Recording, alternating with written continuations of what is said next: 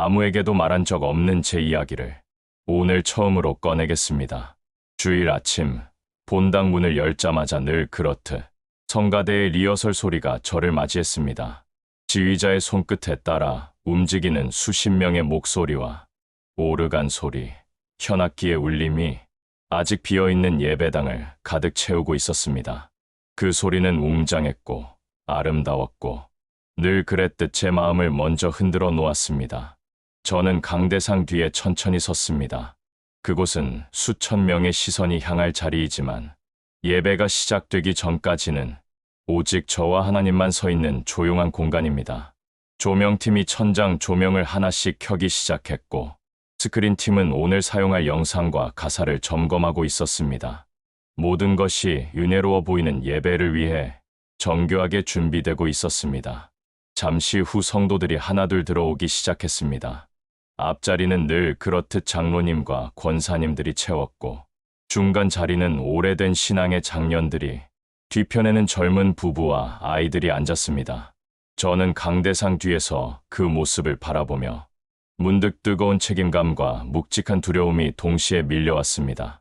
하나님, 오늘도 이 많은 영혼을 제가 어찌 감당할 수 있겠습니까? 찬양이 시작되자 성가대의 목소리가 예배당 천장을 울렸습니다.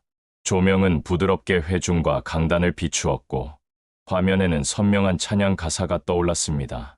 성도들은 두 눈을 감고 손을 들며 각자의 슬픔과 애환, 감사와 간구를 하나님께 올리고 있었습니다. 그 장면은 정말 아름다웠습니다. 수천 명이 한마음으로 하나님께 예배하는 모습은 언제나 제 마음을 뜨겁게 했습니다. 그러나 그 순간에도 제 안에서는 묘한 떨림이 있었습니다. 모두가 은혜 받는 그 장면 속에서 은혜를 전해야 하는 사람인 저는 오히려 가장 조용한 고독과 맞서고 있었습니다. 사람들은 종종 말합니다. 목사님은 참 강하십니다. 저 큰 교회를 이렇게 이끄시니 대단하십니다. 목사님은 흔들리지 않을 것 같아요. 하지만 저는 알고 있습니다. 그것은 제가 강해서가 아니라 강해야만 하는 자리에 서 있기 때문이라는 것을요. 찬양이 절정에 이르면 성도들의 목소리와 조명의 움직임이 마치 하나의 큰 파도처럼 본당을 흔듭니다. 그 파도 한가운데에서 저는 강대상 뒤에 조용히 서서 두 손을 모으며 속삭입니다. 하나님, 오늘도 저를 붙들어 주십시오. 제가 감당할 수 있는 사람인지 저조차 확신이 없습니다. 하지만 성도들은 그런 제 마음을 볼 수 없습니다. 그들은 빛나는 조명 아래 당당히 서 있는 저만 봅니다. 흔들림 없이 말씀을 전하는 제 모습, 자신감 넘치는 목소리, 성령의 감동을 전하는 설교자. 그러나 그 모습은 제가 가진 모습의 극히 일부분일 뿐입니다. 제 속에서는 늘 두려움과 부담, 책임과 불안이 동시에 움직이고 있습니다. 성도들의 아멘 소리, 가득 찬 예배당, 울려 퍼지는 찬양, 그 모든 화려함 속에서 아이러니하게도 가장 떨리고 외로운 사람은 언제나 저였습니다. 사람들은 예배의 절정과 은혜의 순간만을 기억합니다.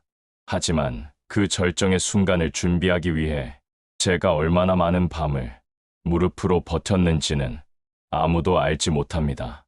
예배가 성공적으로 보이는 그 순간, 제가 강대상에 서 있는 바로 그 순간, 사람들은 말합니다. 목사님은 역시 특별한 분이십니다. 하지만 제 마음은 다르게 말하고 있었습니다. 하나님, 저는 특별한 사람이 아닙니다. 저는 연약합니다. 그저 하나님에게 기대지 않으면 한 걸음도 설 수 없는 사람입니다. 예배는 화려했습니다.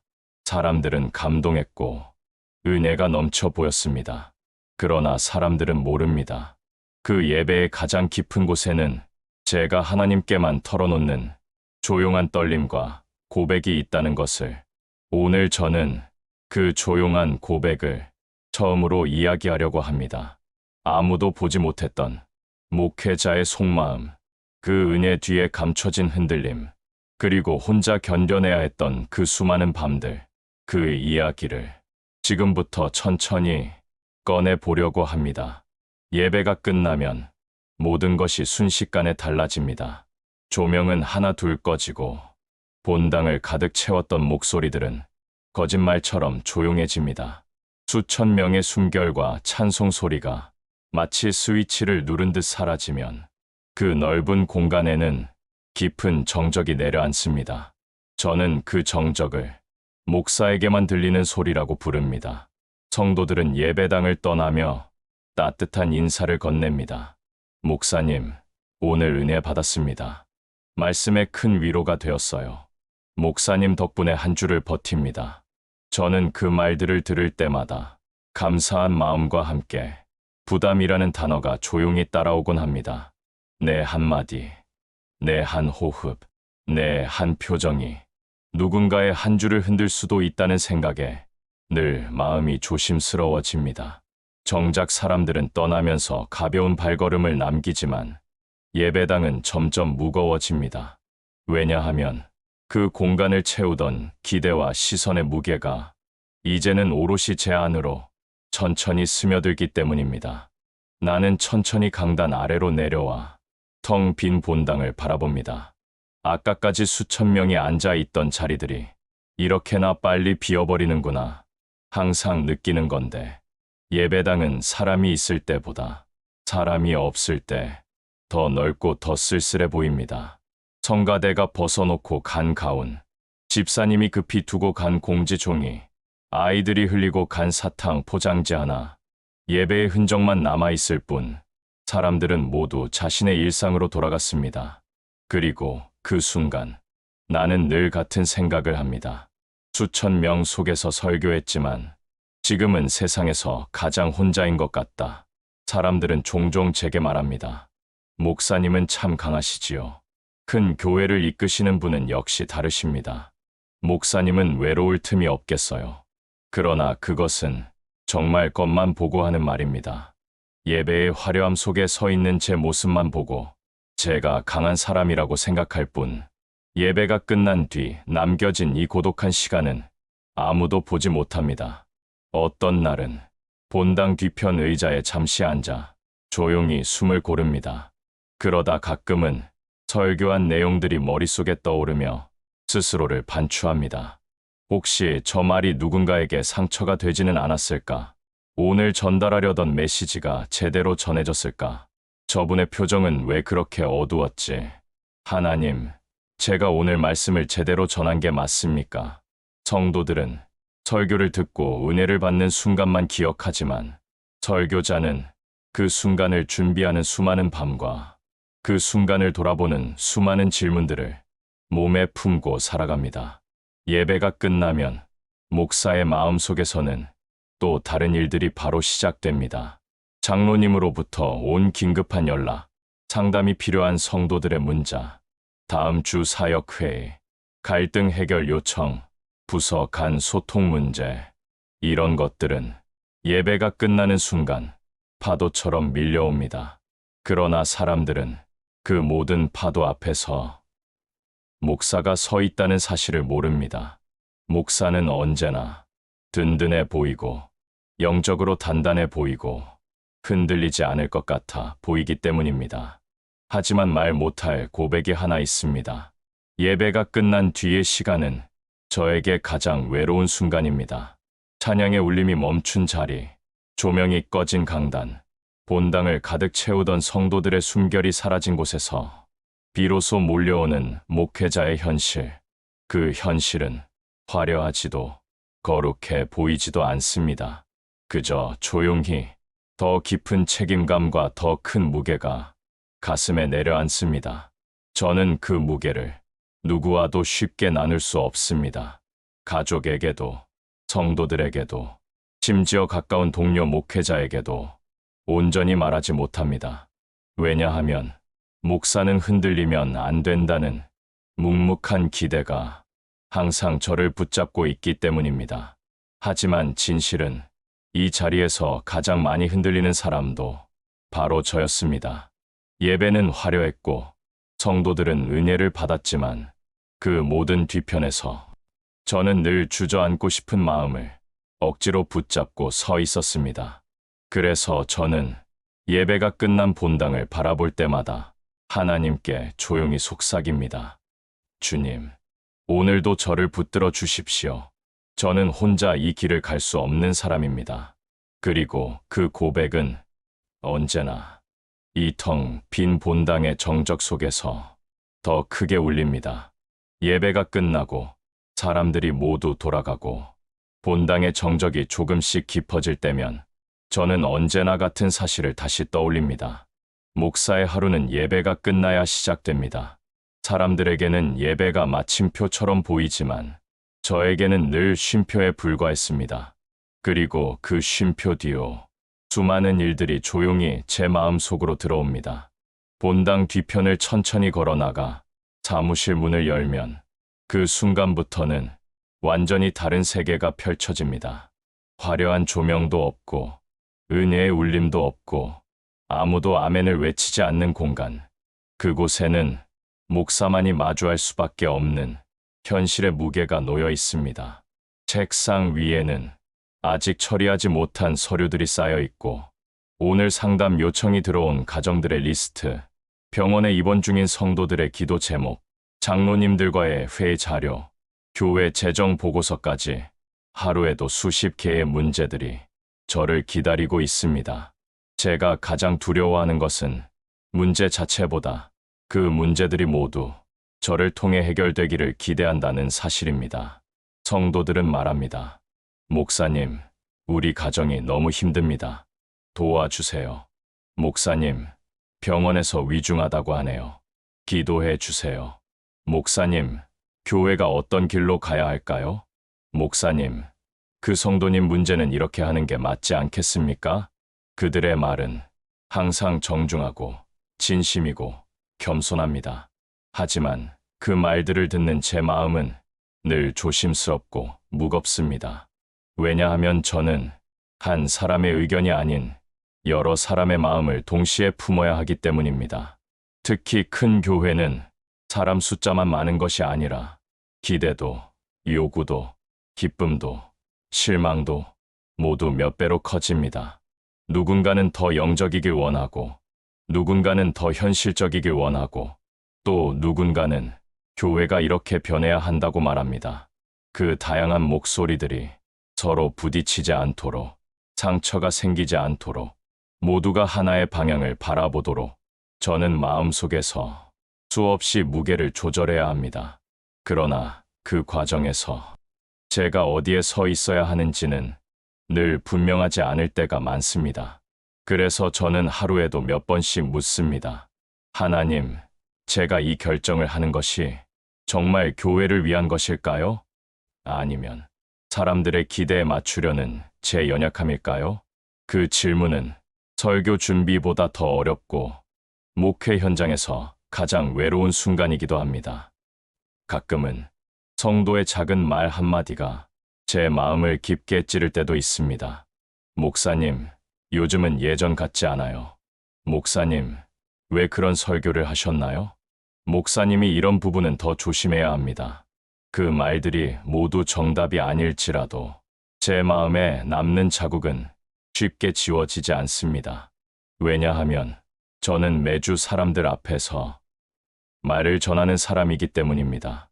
말 한마디로 누군가는 살아나고 말 한마디로 누군가는 상처받을 수도 있는 자리. 그래서 말의 무게가 곧 제 무게가 됩니다. 또한 목사는 성도의 기쁨보다 고통을 더 가까이에서 보게 되는 사람입니다. 생사의 순간, 무너진 가정, 포기하고 싶은 사람들, 방문할 때마다 저는 마음 깊은 곳에서 조용히 지는 무게를 느낍니다. 어떤 날은 병원 침대 옆에서 성도의 마지막 순간을 함께 지켜보기도 하고, 어떤 날은 이혼을 고민하는 부부의 아픔을 듣고, 어떤 날은 자녀 문제로 무너지는 부모의 탄식을 조용히 품어야 합니다. 그들이 눈물을 흘릴 때 저는 함께 울어줄 수 있지만 제가 눈물을 흘릴 때 누가 제 곁에서 울어줄 수 있을까요? 그 질문을 할 때마다 목회자의 마음이 얼마나 고독한 자리인지 더 깊이 느끼게 됩니다. 목사는 많은 사람들을 위로하지만 정작 목사는 위로받는 사람이 별로 없습니다. 목사는 수많은 이들의 이야기를 듣지만 정작 목사는 자신의 이야기를 털어놓을 곳이 거의 없습니다. 누구에게라도 조금만 마음을 열어도 아, 목사님도 그러세요? 목사님이 그러시면 안 되죠. 이런 말을 듣게 될까봐 더 깊이 숨기게 됩니다. 그렇게 말하지 못한 고백들, 감추어야 했던 눈물들, 누구에게도 보여줄 수 없던 흔들림들이 제 마음 안에서 점점 무게가 되어 갑니다. 그리고 그 무게는 하루가 아니라 수년 동안 쌓여갑니다. 저는 그 무게를 누가 대신 들어주길 바란 적은 없습니다. 다만 그 무게 앞에서 하나님께 이렇게 조용히 고백할 뿐입니다. 주님, 제가 감당하기엔 이 길이 너무 크고 이 사명이 너무 무겁습니다. 그리고 그 고백은 매일 밤 제 마음 깊은 곳에서 끊임없이 흘러나옵니다. 하루의 모든 일정이 끝나고 교회 건물에 남은 불이 점점 줄어들기 시작하면 저는 조용히 사무실 문을 닫습니다. 그리고 또 하나의 긴 밤이 시작된다는 것을 몸으로 느낍니다. 밖은 이미 완전히 어두워져 있고 주차장에 남아있는 차도 거의 없습니다. 유리창 너머로 보이는 거리의 불빛이 사무실 책상 위의 서류들에 희미한 그림자를 들이웁니다. 그런 밤이면 저는 본능적으로 한숨을 내쉽니다. 책상 위에는 미처 해결하지 못한 문제들이 그대로 쌓여 있습니다. 상담 요청 목록, 갈등 중인 부서 회의 기록, 재정 보고서, 방문해야 할 병원 리스트, 그리고 다음 주 설교 초안. 저는 그 서류 하나를 집어들지도 못한 채 잠시 눈을 감았습니다. 오늘 하루 내 마음속에 담아두었던 말들이 천천히 올라옵니다. 목사님, 저희 가정 좀 살려주세요. 목사님, 그분이 상처받았어요. 목사님, 다음 주에는 꼭 결정해 주셔야 합니다. 목사님, 왜 그런 설교를 하셨어요? 목사님, 저희 아이가 너무 힘든데 말마다 무게가 있고 그 무게는 제가 감당해야 합니다. 아무리 감추려고 해도 그 말들은 밤이 되면 다시 제 마음으로 돌아옵니다.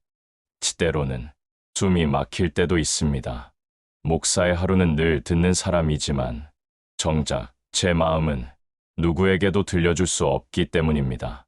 목사에게도 마음이 있습니까? 목사도 흔들릴 때가 있습니까? 이 두 질문은 저에게 가장 깊은 고백과도 같습니다. 사람들은 목사가 흔들리면 안 된다고 생각하고 목사는 항상 강해야 한다고 말합니다. 그러나 밤이 되면 저는 그 어떤 역할도 벗고 그저 한 사람의 연약한 성도로 돌아옵니다. 책상 위에 놓인 성경을 천천히 펼칩니다.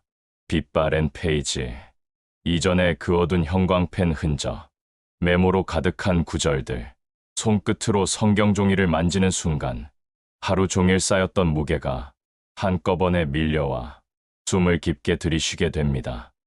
그리고 기도하려고 입을 열지만 말이 잘 나오지 않습니다.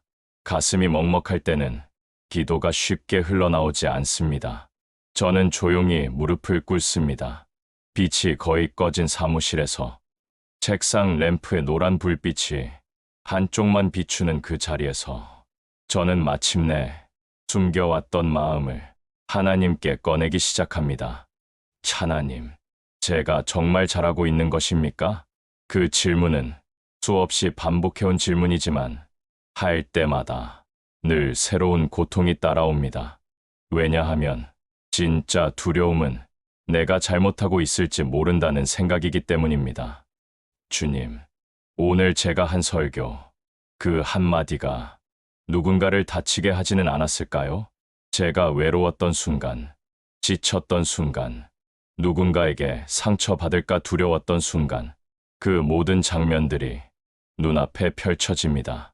그리고 문득 자식을 걱정하는 부모처럼 아픈 성도들의 얼굴들이 하나씩 떠오릅니다. 그때 저는 더 이상 말을 이어가지 못하고 고개를 떨굽니다. 천천히, 아주 천천히 눈물이 떨어집니다. 사람들 앞에서는 결코 보일 수 없는 눈물. 목사라는 이름 때문에 감추어야만 했던 눈물. 누구도 대신 흘려줄 수 없는 눈물. 그 눈물을 흘리며 저는 비로소 제 진짜 마음의 깊이를 알게 됩니다. 주님, 제가 너무 부족합니다. 그 말이 나오는 순간 제가 얼마나 지쳐 있었는지 비로소 깨닫게 됩니다. 저는 오늘도 하나님께 솔직해질 수 있는 시간은 밤밖에 없다는 사실을 다시 경험합니다. 낮에는 목사로서 서 있어야 하고 사람들 앞에서는 흔들려도 흔들리지 않은 척해야 하고 누군가의 기대와 기도를 품고 서 있어야 하지만 밤만큼은 저를 감추지 않아도 되는 시간입니다. 무릎을 꿇은 채 저는 조용히 속삭입니다. 주님, 제가 이 무게를 감당할 수 있을까요? 아니면 버티고 있는 것처럼 보일 뿐일까요? 그때 말씀 한 구절이 마음에 스며듭니다. 내 은혜가 내게 족하도다. 그 짧은 한 문장이 제 마음 깊은 곳을 흔듭니다. 그 말씀 하나로 저는 밤을 견뎌낼 힘을 얻습니다. 그리고 알게 됩니다. 제가 버텨낸 것이 아니라 하나님이 저를 붙드신 것이라는 사실을. 그래서 이 깊은 밤, 사무실 한쪽에서 조용히 울다 일어난 저는 비로소 이렇게 고백할 수 있습니다. 주님, 오늘도, 내일도, 그리고 끝까지 저는 주님이 붙드시는 대로 걷겠습니다. 이 밤이 길어 보이지만 그 안에서 저는 하나님을 다시 만납니다. 그리고 다시 하루를 살아갈 용기를 얻습니다. 긴 밤을 지나고 창밖으로 새벽빛이 어슴풀에 올라오기 시작하면 저는 늘 같은 생각을 합니다. 부흥은 사람들이 보는 자리에서 일어나지 않는다. 진짜 부흥은 아무도 보지 않는 이 자리에서 시작된다. 사무실 책상 위에 성경을 펼쳐둔 채 아직 식지 않은 눈가를 닦으며 저는 조용히 숨을 내쉽니다. 이 밤에 흘린 눈물을 성도들은 모릅니다. 얼마나 많은 고민과 얼마나 많은 분별과 얼마나 많은 기도와 얼마나 많은 울음이 있었는지 아무도 알지 못합니다. 하지만 하나님은 아십니다. 그 사실 하나가 저를 다시 살립니다. 어느 순간 저는 깨달았습니다. 저를 강하게 만든 것은 성도들의 박수도 아니고 교회의 규모도 아니고 사람들이 말하는 성공적인 예배도 아니었습니다. 저를 붙든 것은 오직 하나님 한 분이었습니다. 그리고 그 하나님은 제가 강해서 붙드신 것이 아니라 제가 연약하기 때문에 붙드셨습니다. 목회 초기에 저는 목사는 흔들리면 안 된다고 믿었습니다. 어떤 순간에도 담대해야 하고 어떤 말에도 흔들리지 않아야 하고 어떤 상황에서도 흔들림 없는 믿음을 보여야 한다고 스스로를 몰아붙였습니다. 그러나 이제는 압니다. 흔들리지 않는 목사는 강한 사람이 아니라 자기 흔들림을 하나님께 가져가는 사람입니다. 그 사실을 깨달은 뒤로 저는 하나님께 더 솔직해졌습니다. 주님, 저는 오늘도 무너졌습니다. 주님, 저는 오늘도 답을 모르겠습니다. 주님, 저는 너무 약합니다. 이 고백을 올릴 때마다 저는 목사이기 전에 먼저 한 사람의 성도임을 다시 느낍니다. 그리고 바로 그 자리에서 하나님은 저에게 늘 같은 것을 가르쳐 주셨습니다. 부흥은 강한 사람에게서 일어나는 것이 아니라 하나님께 무릎 꿇은 사람에게서 시작된다. 새벽이 밝아오면 저는 사무실 불을 끄고 조용히 본당으로 내려옵니다. 어제 수천 명이 들어섰던 그 자리, 지금은 의자 하나, 먼지 하나만 남아있는 그 자리에서 저는 다시 한번 고백합니다. 주님, 오늘도 이 교회를 붙드시는 분은 제가 아니라 주님이십니다. 예배의 화려함 뒤에 목사라는 이름으로 감춘 무수한 떨림, 무게, 고독, 눈물, 두려움, 이 모든 것들이 새벽 공기에 섞여 사라질 때 저는 깊은 평안을 느끼곤 합니다. 왜냐하면 하나님은 제 부끄러워하지 않으시기 때문입니다. 오히려 그 무너짐으로 새로운 힘이 들어오게 하십니다. 저는 이제 이렇게 믿습니다. 목사에게 가장 큰 은혜는 강한 척하지 않아도 되는 밤이다. 그리고 그 밤마다 흘렸던 눈물들이 모여 한 교회를 지키는 기둥이 되었습니다. 성도들은 그 눈물을 보지 못할 것입니다. 보지 못해도 괜찮습니다. 그들이 보지 않아도 하나님은 알고 계시기 때문입니다. 그리고 그 하나님이 제가 다시 강단에 설 힘을 주십니다. 사람들이 보는 화려한 조명 아래가 아니라 아무도 보지 않는 새벽의 자리에 진짜 은혜가 있기 때문입니다. 목사라는 이름을 지닌 채 수많은 날들을 지나며 저는 이제 한 가지를 확신합니다. 부흥은 사람의 능력으로 일어나는 것이 아니다. 부흥은 목사가 흘린 눈물 위에, 성도가 드린 기도 위에 하나님이 내려주시는 은혜로 피어나는 것이다. 그리고 저는 오늘도 그 은혜를 기다리며 다시 하루를 시작합니다. 눈물로 시작한 새벽이지만 그 새벽이 교회를 살리고 영혼을 일으키고 저를 다시 세웁니다. 그래서 저는 감히 이렇게 말할 수 있습니다. 진짜 부흥은 제가 흘린 이 눈물에서 시작되었습니다. 그리고 그 눈물을 하나님은 단 한 번도 놓치신 적이 없습니다.